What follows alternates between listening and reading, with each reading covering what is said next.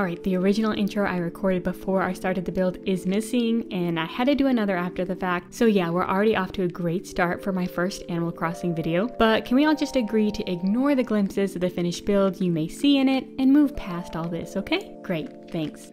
So as you can see, my island is a mess, but we're gonna work on fixing that a bit today. I usually post Sims 4 videos, but I've been getting back into playing Animal Crossing New Horizons and figured I might as well bring you all along for this journey too. If you like this addition to the channel, or if you have any other games you also want to see added, let me know. If you're new, hey, I'm Liz, welcome in, get comfy, and let's make an awesome museum area for our best bird boys, Blathers and Brewster. Before we get into the speed build, I want to give you a little intro to what we're working with. So this is my island of Shadow Moss. I did a bunch of terraforming, but nothing was really working for me, so I'm redoing it all, and there's a bunch of random crap all over the place, and most of what you're seeing will be changing. The first spot I recently did, and I do like, is resident services. This area leads over towards the museum and has a little coffee stall and milk and cookie stand, which I am loving. It's not done, but it's a good start.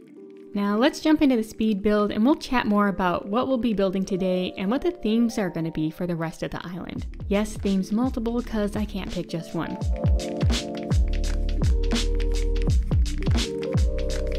I've been trying to decide how I want to lay everything out on my island for a while, but never finished a single area and nothing seemed to be flowing well together. So I'm pretty much scrapping it all and starting over.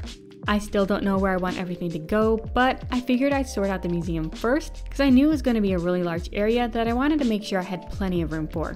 Plus I love Blathers and Brewster and they deserve a magnificent museum area. I've seen plenty of people build really nice formal gardens around their museums, and I love visiting gardens in real life, so I decided to use these inspirations to turn the exterior of my museum into a botanical garden, but make it a little less formal to fit with the vibes of the rest of my island.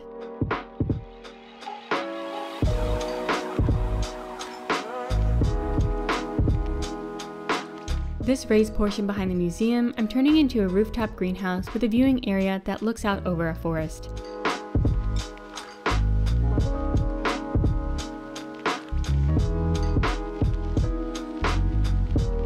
This build uses lots of staircases, pillars, and castle pieces, which are pricey, so although I start out with a good chunk of bells in my savings, that gets drained really quickly.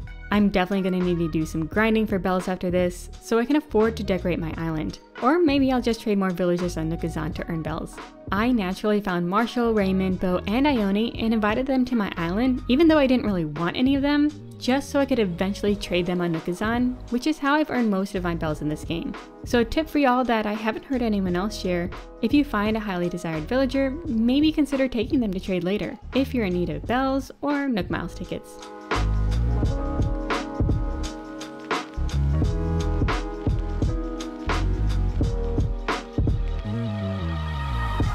Speaking of villagers and designing this island, let me give you an overview of what my vision is. I can't decide on just one theme, so instead I'm doing a bunch. I'm planning on having the right side of the island be woodsy, with the left being swampy. Each side having the fronts be more normal, with the backs getting a bit more weird. I'll put a picture up here to illustrate what I'm talking about. The bottom right section I want it to be an artsy town with a farmer's market, artist village, and farm-to-table restaurant. Chevray and Nana are artists, Antonio will be our restaurant owner, and I don't have a villager I want to be the farmer yet, maybe Dobie eventually. Speaking of Dobie, I did do a crossover and built him a retirement home in The Sims 4. I'll put a card here if you want to check that out too. The bottom left section will transition to be more swampy and will have Nook's Cranny and a rundown fishing area. I also want to have Shep over here running a backwoods mushroom stand next to Cherry running a cidery and meadery. Back left, we'll get into a more dark, magical swamp. We'll have a fortune teller and potion stand back there. Barbara will run one of these with another villager. I'm not sure who I want yet. If you have suggestions, let me know. Finally, the top right will be the UFO cryptid area. My dream is to find Roswell and have him be our conspiracy theorist, living back here searching for the answers to all the mysteries.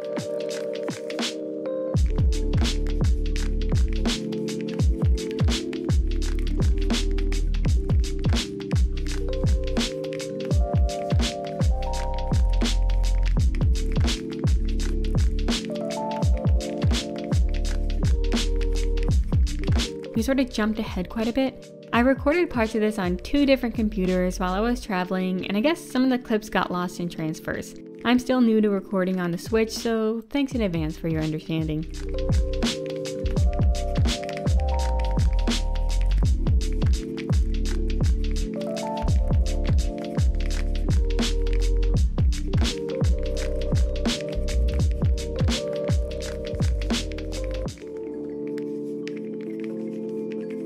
In front of the museum, we have gardens on each side. On the left, I put one of those pergolas on the first level and built cliffs up around it so it's sunken down, then put some hedges on the sides to cover the gaps, so it looks sort of like a garden bed area. On the right, I knew I wanted to put in a big fountain, but it took me so long to figure out what else I wanted to go over there. Eventually, I put in some of those floating biotope planters to make the right side into a sort of aqua gardening area.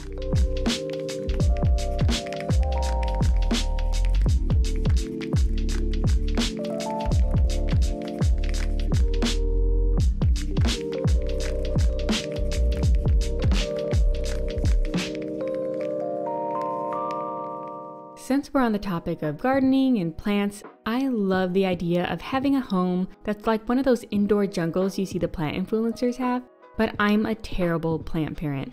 I love going to gardening stores and buying new plants, thinking they'll be the ones that I make thrive, but it just ends up being a slow death for most of them.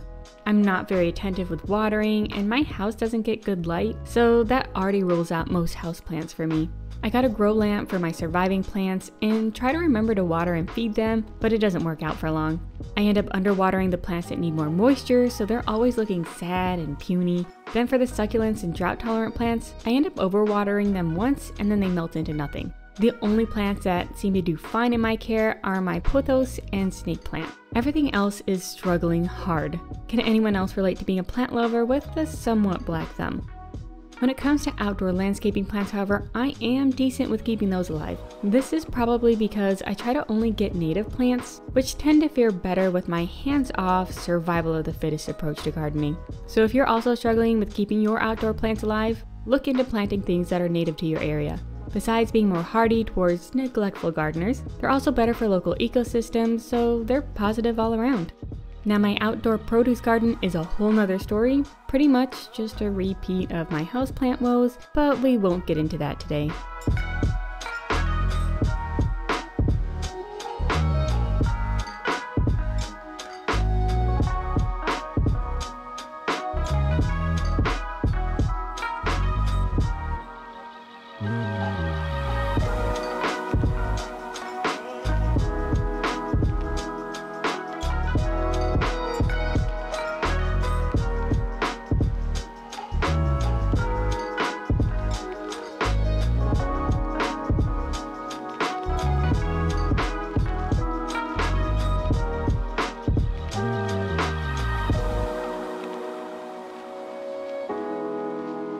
As you can see, I changed my outfit, and there's a bit of a story to it. So off camera, I went to Harv's Island to customize some items and stopped by Kicks while I was there, and they were selling a jetpack, so I had to buy it for 12,000 bells. I know I've been worried about depleting all my savings for this build, and this is one of the most expensive bags in the game, but when someone is selling a jetpack, you have to get at least one. Since I just dropped serious bells on a jetpack, I had to dress the part. So I threw on my space boots and a few other items to more fully embrace this new sci-fi outfit theme. I may be more poor now, but it was worth it to look this cool.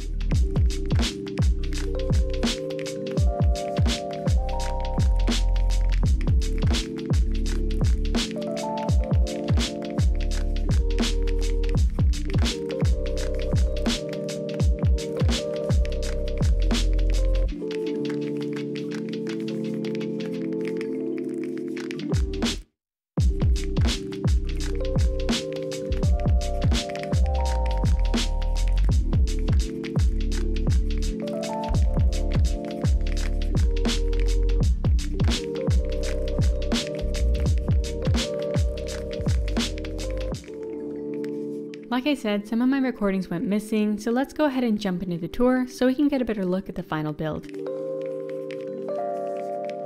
Starting from resident services, we walk through this little plaza with the cookie and coffee stands into this sunken garden and waterfall section.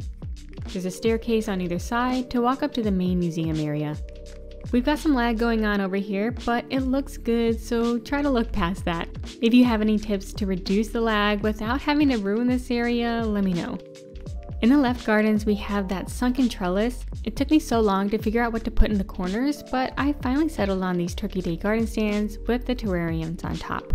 I wanted to put something in the corner here, so I put down a display stand with a fossil on each side. This one I made gray, and the one on the other side is black. I'm not sure which I like better, so let me know what color you prefer in the comments.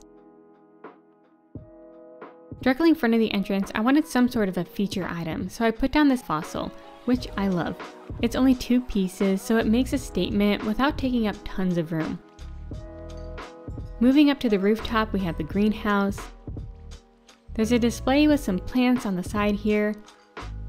At the center is a seating area where you can look out over the view of the forest. I think this would look super cool with fog on the ground. If I finish this island and make a dream address for it, I'll have to make sure I set it when it's foggy. The table on this side is a little potting, workstation area. Moving over to the right, we have the aqua gardens. These floating biotope planters are one of my favorite items in the whole game. I just think they're gorgeous, so I'm glad I got to put a bunch in here.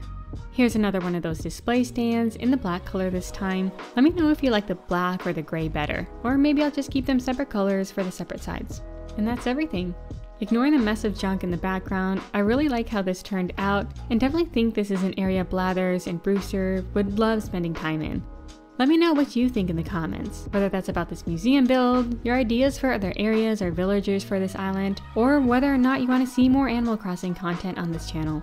Thank you so much for watching. If you enjoyed this video, click the like button. I have plenty more builds coming, so if you want to see more, be sure to subscribe and ring the notification bell so you don't miss anything.